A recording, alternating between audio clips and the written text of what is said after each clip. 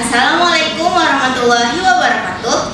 Halo semuanya, selamat datang di Wacha Talks, podcast yang membahas apapun yang kebetulan lewat di kepala. Dari prestasi yang bikin bangga, buku yang bikin mikir, sampai hal-hal random yang bikin loh kok jadi bahas ini. Saya Mira Julianti dari kelas 11 F2 dan salah satu bagian dari Paguyuban Duta Baca bakal nemenin kalian buat ngobrol di Wacha Talks. Wacha Talks, ngobrol pelan, makna berjalan. Perpustakaan baca, semua bisa karena membaca. Salam literasi. Oke, narasumber kali ini berbeda nih dari yang kemarin. Kalau yang kemarin itu kan kita ngebahas tentang the power of storytelling. Nah, kalau hari ini kira-kira apa ya? Langsung aja sih kita kenalan. Halo, saya Muhammad Thohir dari kelas 12 F10. Saya di sini bagian dari Duta Baca sebagai tim kreatif. Biasanya saya melakukan hal-hal yang random, nonton film, apalah. Iya, betul. Ya. Oke, hari ini mau ngobrolin apa aja nih, Kak Thohir? Boleh apapun yang Anda tanyakan. Oke, tadi kan Kak Thohir bilang tim kreatif nih. Ya. Nah, ini kan kita anggota Duta Baca ya, Paguyuban Duta Baca. Ya. Jadi yang dimaksud literasi kreatif itu apa sih? Langsung itu ya? Iya, langsung. Literasi kreatif itu di mana kita dapat memahami sebuah konsep dengan baik dan menciptakan sebuah karya dari itu. Jadi misalkan menggambar, kita pelajari semuanya, apanya teknik-tekniknya, terus diaplikasikan melalui kanvas. Misalkan menulis itu juga kreatif kan, menulis itu dari imajinasi, kita pelajari konsepnya, kita imajinasikan terus kita tuangkan gitu. Itu imajinasi kreatif menurut pandangan saya. Jadi literasi itu mencakup banyak hal banget ya. Banyak. Literasi itu memahami suatu konsep, itu yang saya pahami. Konsep apa nih yang dimaksud konsep? Konsep itu benda. Konsep, oke. Kalau dari hobinya apa nih Kak Thohir? Kalau boleh tahu. Tadi udah ngomong ya. Apa tuh? Hobi saya nonton film. Nonton film. Dan baca komik. Ya. Oke, kita bahas sedikit nggak sih filmnya? Boleh. Oke, tadi kan Kak Thohir bilang hobinya nonton film. Nah, kalau hobi kan pasti jangka panjang ya, banyak pasti filmnya, bukan cuma satu. Nah, top 3 dari film yang udah ditonton tuh apa aja tuh? Yang paling seru dan kena gitu apa? Top 3 bagi saya itu ada pertama Test of Cherry. Direkturnya Abbas Kiarostami 1997 kalau nggak salah. Terus ada Superman James Gunn 2025. Iya, yang baru banget keluar ya. Yang baru banget keluar. Terus ada The End of Neon Genesis Evangelion itu 97, sama juga 97. Iya. Nah, itu sebenarnya nomor 2 tuh Neon Genesis, semua ada Superman. Oh, iya. Ya. Ya. Boleh dibahas nggak nih? Tentang apa filmnya, alurnya gimana? Sedikit aja. Iya, sedikit. Yang Jangan terlalu spoiler gitu, soalnya ini kita bahas dikit-dikit. Yang mana dulu? 1, 2, 3. Dari 3 dulu deh. Yang 3. Iya, 3. Oke. Neon Genesis Evangelion itu ceritanya tentang bocah. Iya, bocah 15, 16, 17 tahunan lah. Remaja itu. SMA yang apa ya? Disuruh menyelamatkan dunia dari angel. Neon Genesis Evangelion, The End of Evangenesis. Neon Genesis Evangelion ini itu sebenarnya episode terakhir dari seriesnya. Seriesnya kan ada 26 kalau nggak salah, 67 episode tuh. Itu tuh sebenarnya udah tamat. Tapi karena 2 episode terakhirnya katanya banyak yang protes dulu di Jepang tuh, yang tahun 90-95 tuh kan diprotes sampai ada studio apa jadi mereka tuh memutuskan buat bikin ending alternatif. Jadi dibikin movie. Jadi ending di 2 episode terakhir itu tuh kayak ngegantung gitu ya? Enggak, diganti sama movie-nya. Iya. Jadi di bioskop gitu, makanya The End of Evangelion 7. Itu ya konklusi akhir dari Evangelion gitu. Yang lebih gelap. Soalnya di yang di series endingnya benar-benar hopeful, sangat-sangat penuh harapan gitu kan. Sedangkan di endingnya yang satunya ini The End of Evangelion itu lebih gelap, lebih depressing gitu. Terus yang kedua itu kan Superman 2022. Iya. 2025 salah ngomong. Itu Superman 2025 itu kenapa? Itu tentang ya Superman ya siapa ya? Gimana? Ya udah ya Superman. Itu Superman diceritakan Superman itu sudah bekerja 3 tahun di Metropolis itu. Dia itu kan cerita Superman yang lain kan selalu nyeritain itu dari awal, dari dia diterbangkan dari Krypton ini kan. Ini mah langsung aja gitu, langsung diceritakan dia udah berada di bumi selama 3 tahun, sudah di Metropolis udah jadi pahlawan 3 tahun. Jadi kayak nggak ada latar belakang gitu. Bukan langsung di skip aja, soalnya mungkin pandangan saya ini si James Gunn ini udah tahu kalau kita tuh udah bengah sama flashback. Oh iya betul. Kan semua orang udah tahu gitu, kayak semua orang udah tahu kalau ya Superman ini. Jadi gak usah diceritain lagi, ngebosanin malah jadi terus repetitif kan. Kayak Batman juga kan. Iya betul. Ya, itu kan The Batman tahun 2002 kalau salah, yang The Batman itu yang buatannya Matt Reeves. Itu kan dia juga gak nyertain latar belakang si Batman-nya, soalnya mungkin ya udah. Ya muak gitu ya. Muak udah dari kemarin terus-terusan diceritain ini udah ya udahlah langsung aja dibawain. Cuma ada beberapa dialog dia ngomong ngejelasin di film itu kayak ya saya itu dari Krypton hancur, jadi harus diterbangkan di bumi untuk melindungi sama menyambangi manusia gitu. 3 apa masih? Sama yang satu yang terbagus yaitu Test of Cherry, Iran, film Iran 1997 lupa lah 98 dulu. Kita Test of Cherry yang didireksikan oleh Abbas Kiarostami itu. Ceritanya tentang Mr. Buddy. Si Mr. Buddy ini intinya pengen bunuh diri. Iya. Pengen bunuh diri. Cuma dia tuh gak bisa ngelakuin sendiri, gak mau ngelakuin sendiri. Jadi itu dia nyari orang buat bantuin dia bunuh diri. Wah, jadi kamu bukan bunuh diri ya kalau dibantuin. Iya, tapi aneh gitu, tapi ya udah.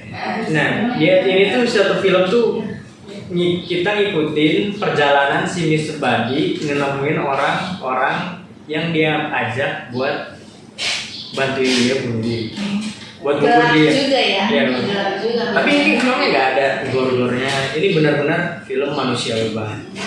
Itu cuma latar belakang. Ada yang kayak slice of life gitu. Ini slice of life banget. Adegannya cuma di mobil doang gitu. Terus ngobrol sama orang, sama ustadz, dia ketemu tentara, dia ketemu yang sejarawan, dia ketemu 4 orang itu buat diajakin dia ya. Jadi akhirnya nanti ada lah. Pesan yang didapat dari film ini apa nih? Kan top 1 tuh ya pasti wah banget. Apa tuh pesan yang didapat? Test of Cherry ini bagus banget bagi saya karena pesannya. Ini tuh film latar belakangnya depresi mau bunuh diri. Iya. Tapi kita tuh gak dikasih tahu si Mr. Buddy ini kenapa dia mau bunuh diri, ngapain gitu. Itu kita gak dijelasin, itu cuma gak dijelasin sama sekali, cuma ya udah dari awal kita ditempatin kalau ya ini si Mr. Buddy pengen bunuh diri. Jadi ya udah kita ngikutin perjalanannya. Nah, di perjalanan itu kan dia ketemu beberapa orang tadi ya, udah ngomongnya. Pertama si tentara. Si tentara ini sebenarnya orang-orang ini tuh perlambangan dari bagaimana sikap masyarakat mendengar respon ketika orang ingin bunuh diri. Si pertama si tentara itu kan, dia tuh kan ketemu si tentara kan, si Mr. Body ketemu tentara, seorang tentara. Dia tuh alasan mulu. Nah, pengen terus di akhirnya apa? Alasan mulu, gak mau. Walaupun udah ditawarin duit banyak, gak mau. Terus pas akhir dia alasan, terus dia lari ke batalionnya, lari, gak mau ikut campur.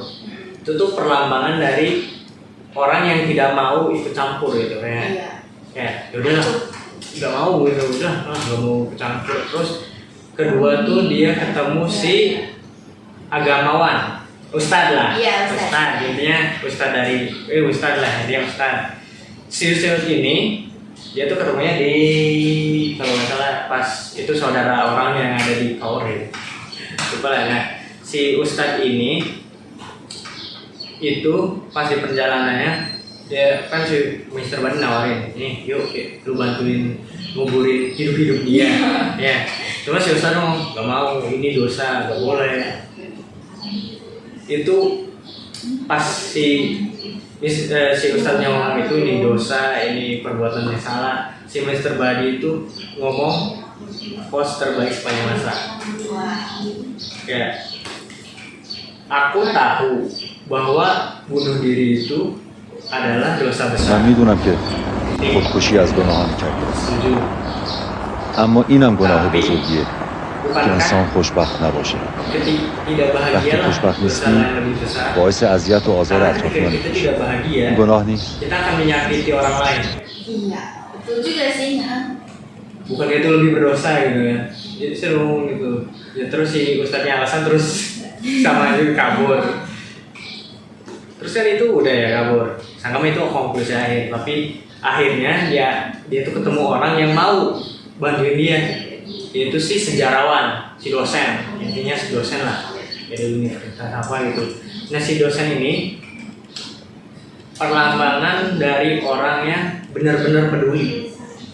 Soalnya dia juga merasakan. Si dosen itu ngomong, waktu dia umur masih muda juga dia tuh pengen sama kayak Mr. Badi. Dia pernah nyoba bunuh diri di pohon ceri. Wah. Nah di pohon ceri kan. Iya. Nah dia tuh nyoba bunuh diri di pohon ceri. Cuma pas dia mau bunuh diri ada satu ceri di kepalanya. Loh gitu.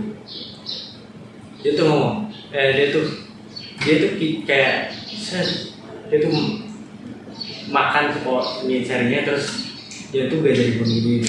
Dia tuh menyertain ke si Mr. Badi bahwa hidup ini apa ya? Misalkan kau merasakan hal-hal kecil yang terjadi di dunia ini dan mengapresiasinya gitu. Kayak ini film tuh benar-benar stoik banget. Tapi adegannya kayak Isaac Newton gitu ya. Enggak ditunjukin adegannya, cuma benar-benar ya ditunjukin mereka lagi Iya, ngobrol di iya. mobil aja udah gitu. Cuman aku keingetan sama hal itu gitu. Enggak kan dia lagi gantung ini aja. Iya. Serem banget. Tapi di akhir tuh kayak diceritain nggak sih kenapa dia mau bunuh diri? Enggak.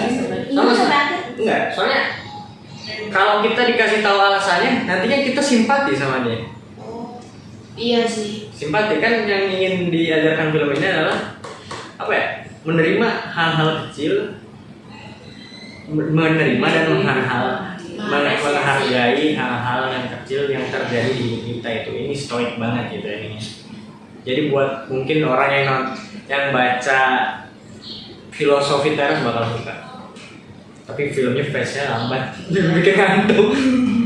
Ya kalau orang yang nggak terbiasa nonton film-film ngantuk mungkin bakal ngantuk sih. Itu ngantuk banget soalnya.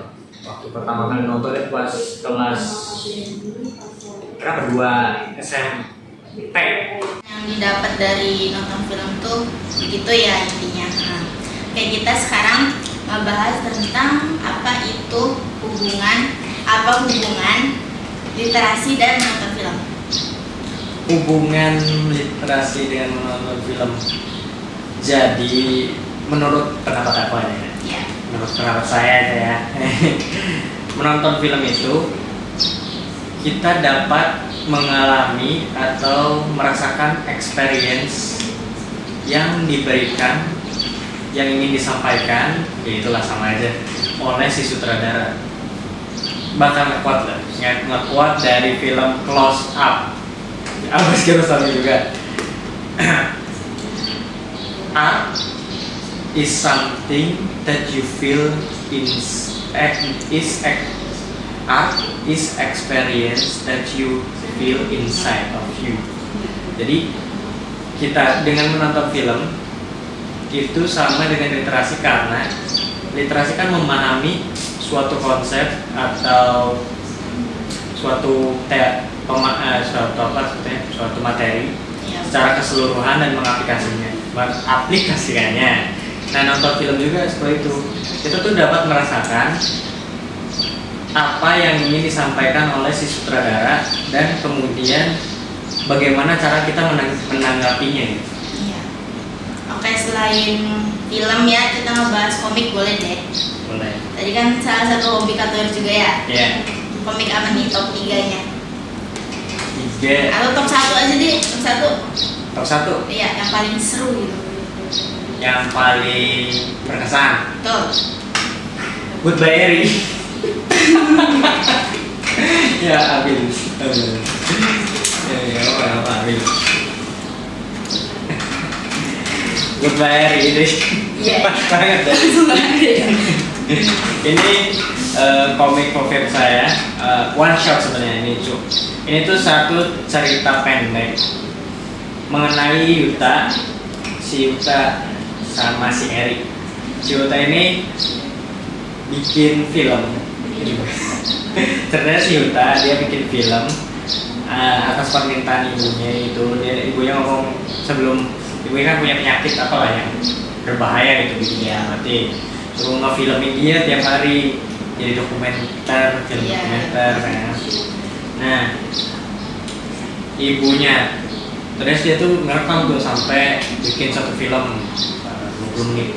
Terus ditampilin di Bungkasai, Apa tuh? festival budaya di sekolahan. Oh. Kayak di sini mah porak mungkin. Iya. Ya, porak mungkin ya. Ditampilin di situ kan. Nah, pas ditampilin itu semua orang kan dia berharap ekspresi orang tuh sedih apa kan, tragis. Padahal orang-orang yang ketawa atau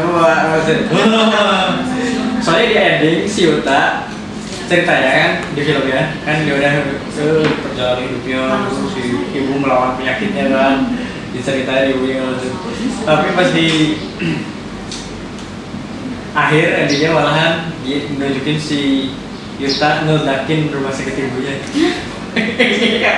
Kan kocak gitu jadi apalah ini apalah Itu apa tuh alasan ngeledakin? gak tau iya karena kata si Yutanya ya biar keren aja kata Yuta. Bukannya bagus ya kalau meledaknya tuh biar keren. Cuma otak si Tatsuki Fujimoto ini emang agak-agak. Iya betul. Coba itu yang bagusnya gitu. Nah kan dia dihujat tuh kayak dikalanya, kayak etis banget, aneh gitu, dipertanyakan moralnya. Iya betul. Ya kan?